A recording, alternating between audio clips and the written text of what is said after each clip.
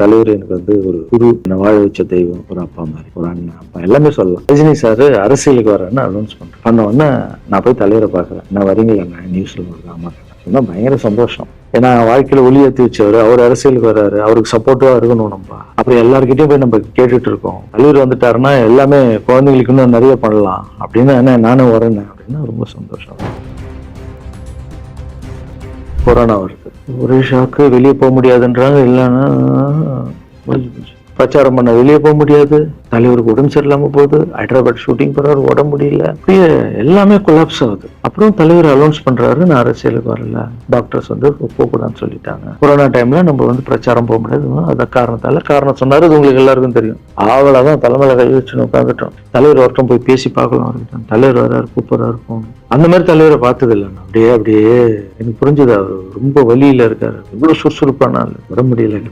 பரவாயில்ல, நம்ம உடம்பு தானே முக்கியம்னா இதெல்லாம் என்னன்னா தூக்கி போடுங்கண்ணா. இல்லை, இத்தனை வருஷம் என்ன வாழ வச்சாங்கல்ல, அவங்களுக்கு ஏதாவது ஒன்று பண்ணணும்னு நினைச்சாங்க. இந்த குத்துதுக்கண்ணா எனக்கு என்ன பண்றதுன்னு தெரியல. இப்போ விஷயத்துக்கு வருவோமா? திருச்சி கிழக்கு தொகுதி. இன்னைக்கு நான் என்ன முடிவு சொல்றேன் இதுதானே. நான் திருச்சி கிழக்குல நிக்கணும்னா நான் முதல்ல அரசியலுக்கு வரணும். நான் அரசியலுக்கு வரேனா இல்லையான்றத சொல்றேன். எப்பெல்லாம் ட்ரஸ்ட்டுக்கு போகும்போது பசங்க எல்லாம் கேட்பாங்க, அந்த 100 ஏக்கர் ட்ரஸ்ட் குழந்தைங்க. சரி, ஓகேடா. அப்ப பாத்தீங்கன்னா நண்பர் விஜய் சார் கிட்ட பேசிட்டு இருக்கும்போது நான் வர அரசியலுக்கு மறுபடியும் போய் ட்ரஸ்ட்ல உட்காந்து நம்ம டேய் நண்பர் வராரு. ஏன்னா சூப்பர் ஸ்டார் எனக்கு எவ்வளவு க்ளோஸோ, நண்பர் கூட அவ்வளவு க்ளோஸ் தான்.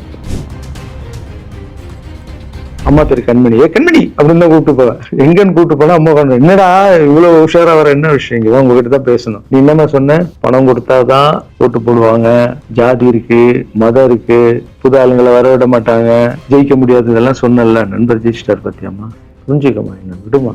இப்ப என்னம்மா சொல்ற அப்படின்னு கேட்டேன். முதல் முறையா எங்க அம்மா முகத்துல ஒரு சிரிப்பை பார்த்தேன். ஆமாங்கண்ணா, அந்த புள்ள எல்லாத்தையும் மாத்திடுச்சு. இவ்வளவு பெரிய வெற்றி அடிவாருன்னு எதிர்பார்க்கலப்பா. ஒரு நல்ல மனுஷன் வந்து பண்ணணும்னு நினைச்சா அது வந்து முடியுங்கண்ணான்ற நம்பிக்கை எனக்கு வந்திருக்குப்பா.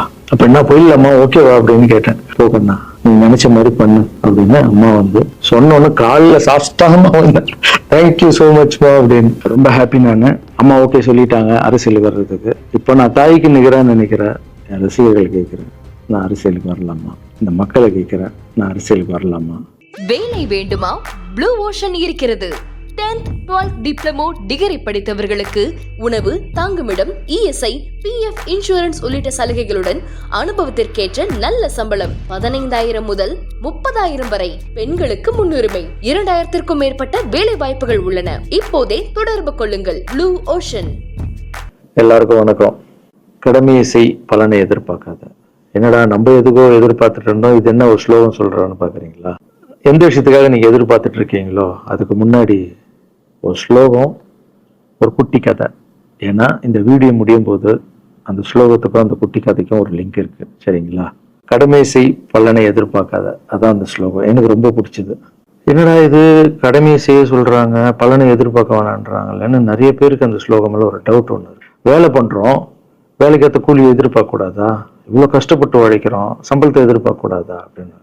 அந்த ஸ்லோகத்தோடைய முழு மீனிங் என்னன்னா ஒரு கதையா சொல்லிடுறேன். ஒரு பெரிய வீடு, ஒரு மிகப்பெரிய பணக்காரரு. அவரு ரூம் மட்டும் கிளீன் பண்றதுக்கு 2 ஆட்கள் இருப்பாங்க. ரொம்ப பிடிச்சவங்க 2 பேரு அந்த ரூம் கிளீன் பண்றதுக்கு வச்சிருக்காரு. அவர் மிகப்பெரிய பணக்காரர். அவர் இப்போ 2 பேரும் வந்து ரூம் துடைக்கிறவங்க. ஓகே, அவர் காலையில ரெடி ஆகி அந்த ரூம்ல இருந்து வெளியே வரும்போது அவங்க துடைச்சிட்டு இருக்காங்கல்ல, அதுல ஒருத்தர் வந்து அவர் பாட்டுன்னு ஒரு வேலையை பார்த்துட்டு இருப்பார், துடைச்சிக்கிட்டே இருப்பாரு.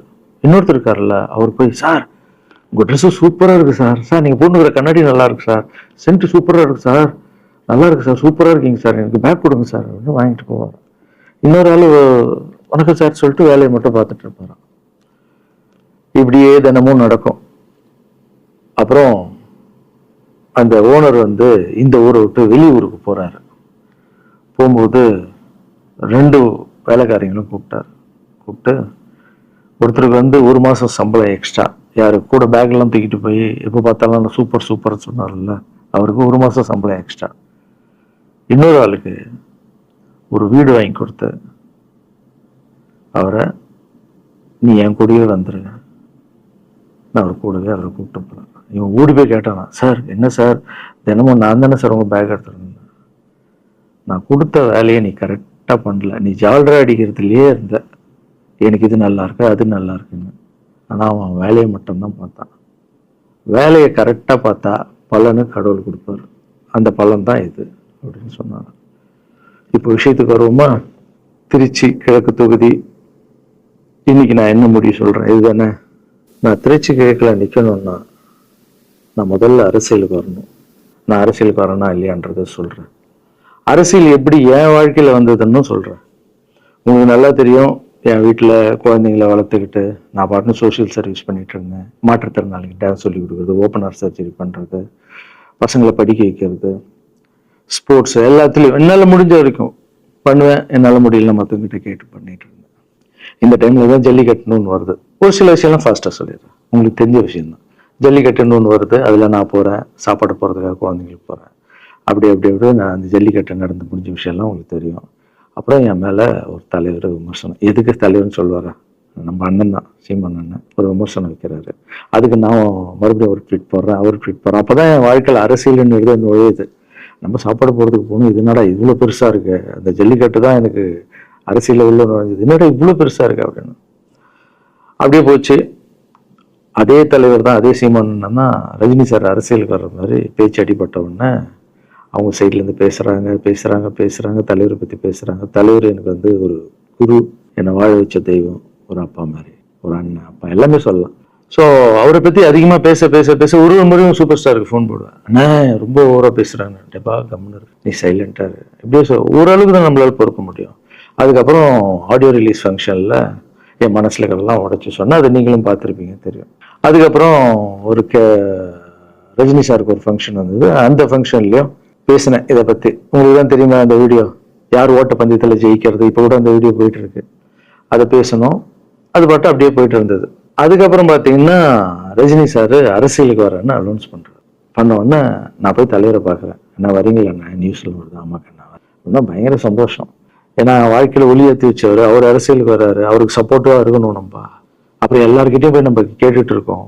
தலைவர் வந்துட்டாருன்னா எல்லாமே குழந்தைங்களுக்கு இன்னும் நிறைய பண்ணலாம் அப்படின்னு. என்ன நானும் வரேன் அப்படின்னா ரொம்ப சந்தோஷம் அப்படின்னு ஸ்ட்ரெயிட்டாக கிளம்பி நான் ட்ரஸ்ட்டுக்கு வரேன். என்னோட ட்ரஸ்ட், என்னுடைய ஃபேன்ஸு எல்லாரையும் கூப்பிட்டு என்னுடைய வெல்விஷர்ஸ் எல்லாரையும் கூப்பிட்டு உட்கார வச்சு தலைவர் அரசியலுக்கு வராரு. புரியுதுங்களா? எனக்கு வந்து எழுத படிக்க தெரியாது, அதான் ஒரு ட்வீட் பண்ணணும், இதெல்லாம் ரெடி பண்ணுங்கன்னு தமிழில் சொல்லிட்டு அவங்க ரெடி பண்ணிட்டு இருக்க ஒரு டீம். இன்னொரு டீம் உட்காந்து என்கிட்ட கேள்வி கேட்குறாங்க. தலைவர் அரசியலுக்கு வந்து அவர் வந்து சிஎம் ஆயிடுவாரு, நீங்க வந்து அமைச்சர் ஆயிட்டீங்களான்னு, சுகாதாரத்துறை அமைச்சர் தான், நம்ம வந்து ஆப்ரேஷன் நிறைய பண்ணலாம், இன்னொருத்தர் கல்வித்துறை எடுத்தா நிறைய படிக்க வைக்கலாம்.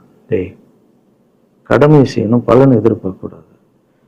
சுகாதாரத்துறை அமைச்சர், இது வந்து கல்வித்துறை, இதெல்லாம் படிச்சுங்க வர இடம். அண்ணன் படிக்கலடா, எல்லாருக்கும் படிச்ச இடத்த போட்டு ஒரே இடத்துல போய் முடங்கி போய் படிப்பு மட்டும். எல்லாம் கட்சி வளரட்டும், தலைவர் வரட்டும், எல்லா துறையிலேருந்து ஹெல்ப் கட்டு நல்லா பண்ணுவோம், பெரிய ட்ரஸ்ட் கட்டுவோம். இப்போ என்ன சின்ன ட்ரஸ்ட்ல தான் நம்ம இருக்கோம். சின்ன வீட்டில் 60 குழந்தைங்க நீங்க இருக்கீங்க, 100 ஏக்கர்ல கட்டுவோம். ஊனமுற்றவர்கள் இந்த பக்கம் திருநங்கைகளுக்கு, இந்த பக்கம் முதியோர்களுக்கு ஒரு பெரிய ட்ரஸ்ட் கட்டி பண்ணுவோம்டா. சூப்பர்ண்ணா. இன்னொருத்தர் டக்குன்னு அங்கேருந்து, அண்ணா நம்மளை எழுத்து பேசிட்டு இருக்காருல்ல சீமான் அண்ணன், அவருக்கு ஆப்போசிட்டா எழுத்து நில்லுங்கண்ணே அப்படின்னா. அது அரசியல் இல்லை. ஒருத்தர் மேல கோவத்தால நம்ம அரசியலுக்கு வந்தா அது வந்து வெறுப்பு அரசியலா மாறும். அரசியல்ன்றது மக்களுக்கு நல்லது பண்றதுக்காக வரணும். இப்போ அவரை நான் அழிக்கணும், அவரை நான் ஏதோ ஒன்று செய்யணும்னு அந்த ஆசையில வந்தேன்னு வச்சுங்களேன், ஆசை என்ன ஆகும்? கோபமா மாறும். கோபத்துல இருந்து என்ன வரும்? வார்த்தைகள் தப்பா வரும். வார்த்தைகள் மட்டும் வராது, தப்பான வார்த்தைகள் வரும். மக்களுக்கு நம்ம மேல மரியாதை இல்லை, மக்களுக்கு நம்ம மேல மரியாதை இருக்காது, போயிடும். ஸோ அதால அரசியலுக்கு வரணும்னா அவரை அழிக்கிற வழியா இருக்கு. பதிவை பத்தி பேசுறத ஃபர்ஸ்ட் விடுங்கடா, ஃபர்ஸ்ட் வேலையை பார்ப்போம்டா. நம்ம தலைவர் வரேன்னு சொல்லிட்டாரு, ட்வீட் போடுங்களா அப்படின்னு ட்வீட் போட்டுட்டு அங்கேருந்து போட்டுட்டு வீட்டுக்கு போறேன். இங்கதான் பெரிய ட்விஸ்ட் இருக்கு எனக்கு. வீட்டுக்கு போனோன்னா எப்பவும் நான் அம்மா கிட்ட போய் ஒரு விஷயத்த சொல்றதுக்கு முன்னாடி ஒரு சர்ப்ரைஸ் ஒன்று பண்ணுவேன். எங்க அம்மா கோவில் கட்டுறது கூட, கோவில் கட்டிட்டு ஸ்டாச்சுலாம் ஆர்டர் பண்ண அப்புறம் தான் அந்த ஸ்டாச்சுவே காமிச்சாங்க அம்மாவுக்கு. அதே மாதிரி அரசியல் விஷயத்துலையும் போய் சொல்லலான்னு அம்மாவுக்கு கூப்பிட்டு ஃபேமிலியெல்லாம் உட்கார வச்சு, அம்மா தலைவர் அரசியலுக்கு வராரு, சரி கண்ணா, நானும் அரசியல் போறேன், எங்க பரமா ட்வீட் போட்டிருக்கேன் அப்படின்னு. அம்மா முகம் டக்குன்னு மாறிட்டு ஓகே கண்ணா சாப்பிடலாம் அப்படின்னு எழுந்து போயிட்டாங்க. என்ன இப்படி போக மாட்டாங்களா? ஒரு விஷயத்த சொன்னா சூப்பர் கண்ணான்னு பேசுவாங்கல்ல, 1 hour அதுல இருக்கிற நல்லது கெட்டது எல்லாம் பேசுவாங்க, என்ன போயிட்டாங்க அப்படின்னு ஒரு ஃபீல். சரி, இது உடம்பு சரியில்லை, பல அப்செட்ல விட்டேன். அப்புறம் 2-3 நாள் அவங்க கிட்ட பேசவே மாட்டாங்க. கூப்பிட்டு உட்காரு, என்னம்மா உனக்கு பிரச்சனை? ஏதாவது தப்புன்னா அடின்னா அடிச்சிடுமா, என்னம்மா இப்படி பேசாம இருக்குன்னா, இல்ல கண்ணா நீ அரசியல் போனது எனக்கு பிடிக்கல அப்படின்றாங்க. ஏமா அரசியல் போன பிடிக்கல? இல்ல கண்ணா அது ஒரு சாக்கடை, அரசியலுக்கு போகக்கூடாது. அது பணம் கொடுக்குறாங்க அரசியலுக்கு, ஊட்டு வாங்குறதுக்கு பணம் கொடுத்துதாங்க நான் ஜெயிக்கிறாங்க. அதுக்கப்புறம் ஜாதி இல்லைன்னுவாங்க, ஜாதி இருக்கு. மதம் இல்லைன்னுவாங்க, மதம் இருக்கு. அந்த சாக்கடைக்குள்ள நீ போகாதப்பா. நம்மளுக்கு வாழ்க்கையை ஒளி வச்சு ஏற்றி வச்சவர் தாங்க நம்ம சூப்பர் ஸ்டார். அவர்கிட்ட என்னை கூப்பிட்டு போப்பா, நான் சொல்றேன். அவர் ஒரு ஆன்மீகவாதி, அவரும் அரசியலுக்கு வருவானா இந்த வயசுல, அவர் நிம்மதியா இருக்கட்டும். எதுக்கு அரசியலுக்கு வர்றாரு? என்னை கூப்பிட்டு போ, அப்பாயின்மெண்ட் வாங்கி கொடுத்துருந்தாங்க. அப்பாயின்மெண்ட் வாங்கி கூட நானும் வேற கனவுல மைண்ட் வைஸ், அம்மா நான் சொல்றது கேளுமா, நம்ம எத்தனையோ இப்ப எல்லா குழந்தைங்களுக்கும் ஒவ்வொரு ஸ்டேஜ்ல போய் கேட்டு தானே ஹெல்ப் நடக்குது. இப்போ தலைவர் வந்துட்டாருன்னா நம்ம தாராளமா பண்ணலாம்லம்மா. உன் கையில எவ்வளவு காசு இருக்கோ அதுக்கு மட்டும் செய், அரசியல் வேணான்னு சொல்றேன் அப்படின்னு போயிட்டான். அந்த ஃபேஸ் அதுக்கப்புறம் அடிதான் நம்மளுக்கு. சரி, இந்த உலகத்துல அம்மா மீறி பண்ணலாம், ஆனா நான் உருப்பிட மாட்டேன். எனக்கு நல்லா தெரியும் இந்த உலகத்திலேயே எனக்கு யாருன்னா எங்க அம்மா தான். அது அம்மா இல்லை, எங்க கடவுள்னே சொல்லலாம். நான் எதிர்க்க பார்க்குற கடவுள். சரி, அம்மாவுக்கு சொல்லி புரிய வைக்கலாம். என்னடா தலைவர்கிட்ட போய் எப்படி சொல்றது? பசங்கிட்ட ஒரு பயங்கர பில்டப் கொடுத்துட்டோம், அது இதுன்னு எல்லாம் வேற பார்த்துட்டு இருக்காங்க. என்ன பண்றது? அந்த டைமை பார்த்து கொரோனா வருது. ஒரே ஷாக்கு, வெளியே போக முடியாதுன்றாங்க. இல்லைன்னா முடிஞ்சு போச்சு. பிரச்சாரம் பண்ண வெளியே போக முடியாது. தலைவருக்கு உடம்பு சரியில்லாம போகுது. ஹைதராபாத் ஷூட்டிங் போறாரு, உடம்பு முடியல. அப்படியே எல்லாமே கொலாப்ஸ் ஆகுது. அப்புறம் தலைவர் அலௌன்ஸ் பண்றாரு, நான் அரசியலுக்கு வரல, டாக்டர்ஸ் போகக்கூடாதுன்னு சொல்லிட்டாங்க. கொரோனா டைம்ல நம்ம பிரச்சாரம் போக முடியாது, அதான் காரணம் சொன்னாரு. அது உங்களுக்கு எல்லாருக்கும் தெரியும். அவ்வளவுதான், தலைமையில கை வச்சுன்னு உட்காந்துட்டோம். நான் ட்ரஸ்ட்ல இருக்கிற குழந்தைங்க மற்றவங்க எல்லாரும் என்னன்னு நினைச்சு ஒர்க் பண்ணிட்டு இருந்தால எல்லாரும் அப்செட்ல உட்காந்துருக்கோம். தலைவர் ஒருத்தம் போய் பேசி பார்க்கலாம் அவர்கிட்ட. தலைவர் வர்றாரு, கூப்பிடுறாரு, போகணும். அந்த மாதிரி தலைவரை பார்த்தது இல்லை நான். அப்படியே எனக்கு புரிஞ்சது, அவர் ரொம்ப வலியில இருக்காரு அப்படின்னு. இவ்வளவு சுறுசுறுப்பானால உடம்பு முடியலங்கண்ணா. பரவாயில்ல, நம்ம உடம்பு தானே முக்கியம், என்ன இதெல்லாம் என்னென்ன தூக்கி போடுங்கண்ணா. இல்லைண்ணா, இத்தனை வருஷம் என்னை வாழ வச்சாங்கல்ல, அவங்களுக்கு ஏதாவது ஒன்று பண்ணணும்னு நினைச்சாங்கண்ணா. இங்க குத்துதுக்கண்ணா, எனக்கு என்ன பண்றதுன்னு தெரியல, ரொம்ப கஷ்டமா இருக்கு அப்படின்னு. அண்ணே அதை விடுங்கண்ணே எல்லாம் அப்படின்னு அவர்கிட்ட பேசிட்டு, அவர் அப்போ நான் முன்னாடி பேசும்போது அவர் சொல்றாரு, நான் கூட பதவிக்கு வரணும்னு ஆசைப்படல, இன்னொரு நல்ல ஆள், படிச்ச ஆள் அங்கே நிற்க வச்சு பார்ப்போம். யாருன்னே சொல்லுவேன், யாருன்னு கூட சொல்லல. அது அப்படியே போச்சு. அவர் மனசுக்கு மட்டும்தான் தெரியும், யாருன்னு கூட சொல்லல. ரொம்ப அப்செட்டாக இருந்தாரு. சரி, ஓகே, இதுவும் கடந்து போகணும். அப்படியே கடந்து போச்சு. எனக்கும் காஞ்சனா படம் அது இதுன்னு பெரிய ஹிட் ஆகுது. அதுக்கப்புறம் யாருக்கிட்டையும் நீங்க யாரும் எனக்கு ஹெல்ப் பண்ண வேணாம். முதல் நாள் நான் கலைஞர் ஐயா கிட்ட ஹெல்ப் கேட்டேன். அவர் ஒரு சில குழந்தைங்களுக்கு ஹெல்ப் பண்ணாரு. அதுக்கப்புறம் அன்புமணி ராமதாஸ் ஐயா, அவரும் ஹெல்த் மினிஸ்டர் இருக்கும்போது அவர் ஒரு சில குழந்தைங்களுக்கு ஹெல்ப் பண்ணாரு.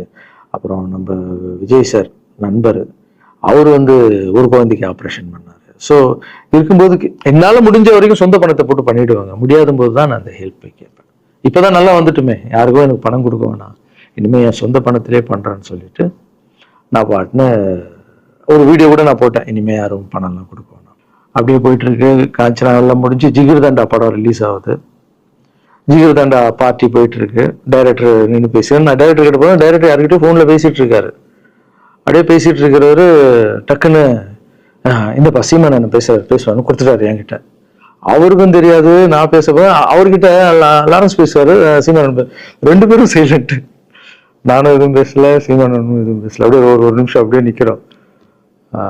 பெரியவர்ல என்னாலும் அண்ணன் அப்படின்னு, அவ்வளவுதான் அண்ணன். பயங்கர பாசம். எந்த இடத்துல கோவம் இருக்கும் அந்த இடத்துல குணம் இருக்குன்னு சொல்லுவாங்கல்ல. அண்ணன் புகழ்ந்து தள்ளுறாரு ஜிகிர்தண்டாவை. இப்படி பண்ண கண்ணா, அப்படி பண்ண இவ்வளவு சூப்பரா பண்ண, அந்த சீன் எனக்கு ரொம்ப பிடிச்சதுன்னு. அவருடைய அன்பு தான் தெரியும்ல, எல்லாமே அதிகமா இருக்கும் அண்ணன்கிட்ட.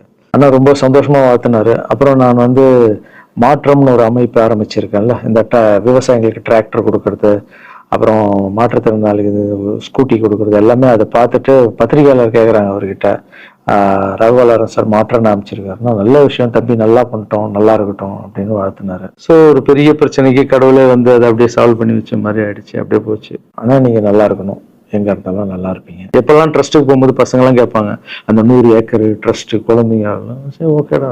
அப்படி பார்த்தீங்கன்னா நண்பர் விஜய் சார் கிட்ட பேசிட்டு இருக்கும்போது நான் வர அரசியலுக்குன்றாரு. நிஜமா நண்பா அப்படின்னு. எஸ் அப்படின்னு. மறுபடியும் போய் ட்ரஸ்ட்ல உட்காந்து நம்ம டேய் நண்பர் வராரு. ஏன்னா சூப்பர் ஸ்டார் எனக்கு எவ்வளோ க்ளோஸோ நண்பர் கூட அவ்வளோ க்ளோஸ் தான் எனக்கு. ஏன்னா மேகமாய் வந்து போகிறேன்ற சாங்ல இருந்து நான் அவருக்கு டான்ஸ் மாஸ்டா பண்ண ஆரம்பிச்சேன். அதுக்கப்புறம் நிறைய சாங் பண்ணேன், சரக்கு வச்சிருக்கேன். அப்போ உங்களுக்கு தெரியும் அந்த தாம் தக்க தீம் தக்க அவருக்கு மட்டும் நான் ஸ்பெஷலாக வந்து பண்ணி கொடுத்துட்டு போவேன். தமிழ் வேற யாருக்கும் பண்ண மாட்டேன். அவர் கூப்பிட்டா வருவேன், தலைவர் கூப்பிட்டா வருவேன், சாங் பண்ணிட்டு போவேன்.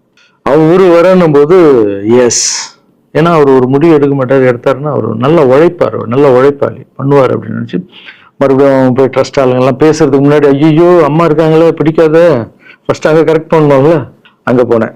அம்மா நண்பர் அரசியலுக்கு இருப்பான், என்னம்மா அப்பதான் ஓகே, இப்போ எல்லாம் மாறி இருக்கு போலாமா, நீ ஃபர்ஸ்ட் அவர்கிட்ட ஒரு அப்பாயின்மெண்ட் வாங்க, நான் உன்னை கூப்பிட்டு போறேன் அப்படின்னு கூப்பிட்டு போய் இந்தப்பா என் பிள்ளைய ஒப்படைக்கிறேன் பார்த்துக்கப்பான்னு சொல்லுன்னு பார்த்தா என்னம்மா பேச போறான்னு கேட்டேன்.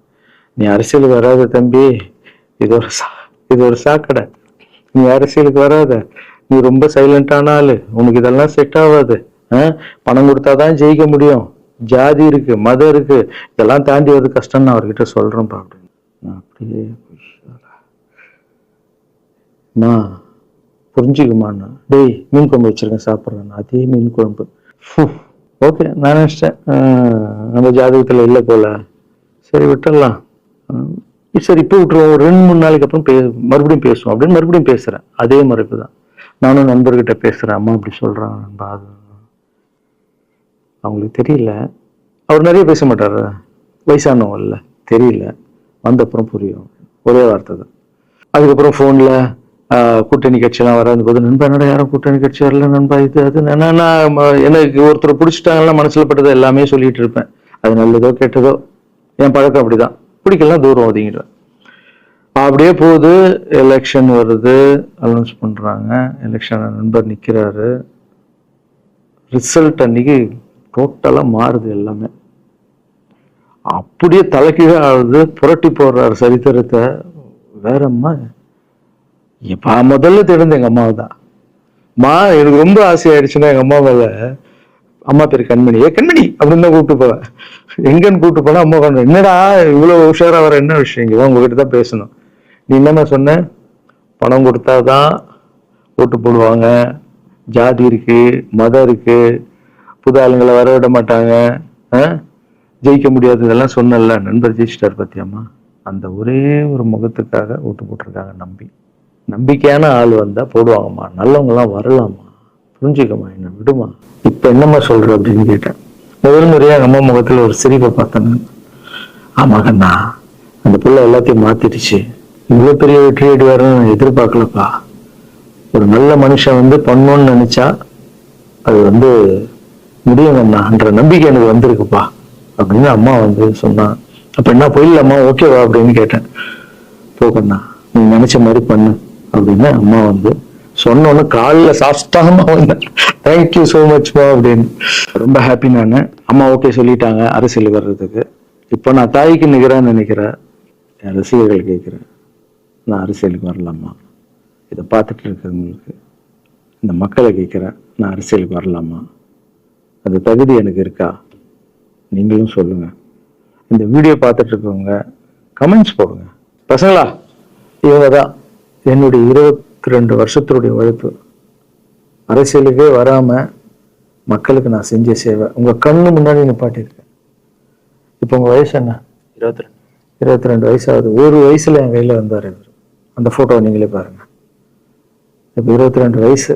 ஒரு குழந்தைய வளர்க்கறதுக்கு நீங்க எவ்வளவு கஷ்டப்படுவீங்க உங்களுக்கு தெரியும்ல. அந்த கஷ்டம் என்னன்னா, ஸ்கூலுக்கு அனுப்புறது வந்து ஃபீஸ் கட்டுறதுலேருந்து, உடம்பு சரியில்லாமல் போனான்னு அவன் ஆசைகளை நிறைவேற்றுறதுலேருந்து, ஒரு குழந்தைக்கு அப்படின்னா 60 குழந்தைகளை வளர்த்துருக்கேன். எவ்வளோ பிரச்சனை வந்திருக்கேன், எவ்வளோ நோய்கள் வந்திருக்கும், எவ்வளோ நைட் தூங்காமல் வந்திருக்கேன், அதில் எவ்வளோ டிஸ்டர்ப், அதுவும் என் வீட்டில் வளர்த்துருக்கேன். இதெல்லாம் எதுக்கு பண்ணேன்னா, எந்த ஒரு எதிர்பார்ப்பும் இல்லாமல் கடமை செய் பலனை எதிர்பார்க்காதன்ற இந்த வார்த்தை எனக்கு ரொம்ப பிடிக்கும். அதுக்காக செஞ்சுருக்கேன், என் மக்களுக்காக செஞ்சுருக்கேன். ஏன்னா மக்கள் தான் என் படத்தை வந்து பார்க்குறாங்க, மக்களால் தான் நான் கார் வாங்குறேன், வீடு வாங்குறேன், சந்தோஷமா இருக்கேன். அவங்களுக்கு இந்த சொசைட்டிக்கு நான் ஏதாவது பண்ணணும். அரசியலுக்கு வர்றதுக்கு முன்னாடியே பண்ண விஷயங்கள். பார்த்தீங்கல்ல, 22 வருஷம் உழைச்சிருக்கேன். ஒரு கதை ஒன்று சொன்னேன்ல, 2 வேலைக்காரங்க இருந்தாங்கன்னு. தர்மமா என்ன பண்ணணுமோ 22 வருஷம் உழைச்சி உங்க கண்ணு முன்னாடி நிப்பாட்டிட்டேன். அந்த ஓனர் ஒரு பலன் கொடுத்தார்ல, அந்த ஓனர் ஒரு பலன் கொடுத்தார். இதுக்கு தான் அந்த கதை லிங்க் ஆகும்னு சொன்னேன். ஸோ நீங்க சொல்லுங்க, நான் அரசியலுக்கு வரணுமா வேண்டாம்? வேண்டாம்னா சொல்லுங்க. வாப்பா, வாடாகண்ணா, வா நண்பா, வாங்கண்ணா அப்படின்னு சொல்லுங்க. என் முடிவை நான் உங்களுக்கு சொல்றேன். உங்க முடிவுக்காக காத்திருக்கேன்.